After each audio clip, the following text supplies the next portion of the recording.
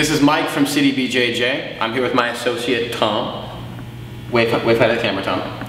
All right, cool, thank you. So what we're gonna be doing is the underhook from guard. So that sounds kind of eerie, but we're gonna get into this. So look at this.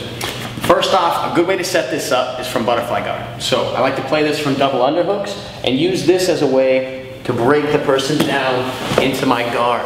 Now once I have them in my guard, I still have my double underhooks and I want to get his arms away from his sides. Because when his elbows are close to his sides, he's very strong. So what I want to do is gable grip back here, and I'm going to bring my hands close to the back of his head and flare my elbows until I can get his arms up above his head. Now from here, I'm going to move to my side. As I move to my side, I want to put my hand over here to trap just one arm and his head. So I scoot out to the side, and I want to establish what we call kind of a claw grip right here. From here, what I'm going to do is I'm going to come over the neck, and I'm going to grip. If you look on his jugular right here, it's right to the side of his jugular. So don't be that guy, all right? So from right here, you got this hook. You want to pull this down and keep his shoulder pressed up against your chest, because the last thing you want is for him to start basing and pushing up and maybe go into different controls, holding your wrist, that sort of thing. So once we get him down here, we want to get this claw grip, scoot out to our side, and end up at a 90-degree angle with the person, all right? So I'm all the way on my right side. Now from here, my right hand is gonna go underneath his leg, and I'm gonna swing myself into kind of a Granby roll. I wanna come up onto my shoulders. So from here, I'm gonna swing myself up, all the way to here.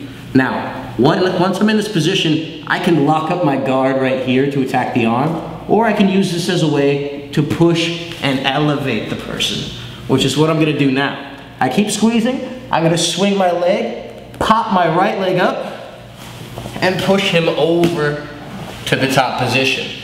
Once I'm in the mount, I wanna keep his arm trapped. There's no sense in letting go.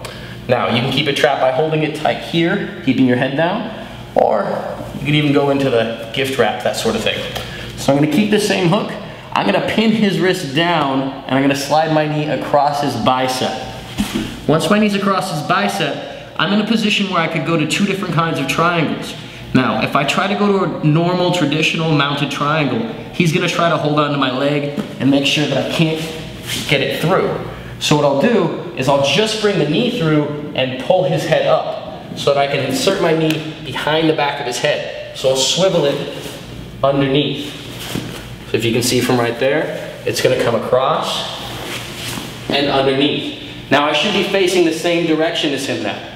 I grip my shin with my right hand, and if you look, his head is stuck on the back of this thigh, or the top of my right thigh. I scoot off to the side, I'm gonna lock up my triangle, flex my feet, and now from here I could push and squeeze.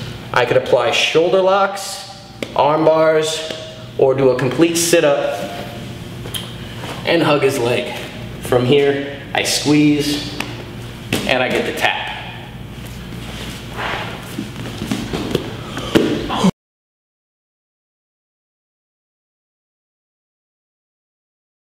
So say I took a guillotine on my partner. I was sitting into it, and I locked him in full guard. Now from this position, he's gonna look to establish some shoulder pressure. So he comes over my shoulder, gets 3 fingers in the armpit, starts driving in, lots of shoulder pressure here. Very hard for me to crank the choke now. But from here, he can start peeling my wrist off. As he peels my wrist off and around his head, I'm gonna grab his neck. And you see this part right here? Here's his jugular. I want this part right on the side, so I don't want to be that guy and rip out his throat. But from right here, I'm going to take a nice grip with at least 3 or 4 fingers. All right. Now I'm going to scoot him away a little bit, back down to his knees. From here, I want to scoot out onto my side at a 90-degree angle. From here, I'm squeezing down so much that it's hard for him to post on his arm. Very important detail. If he's up here and he's pushing, this is not that strong of a position.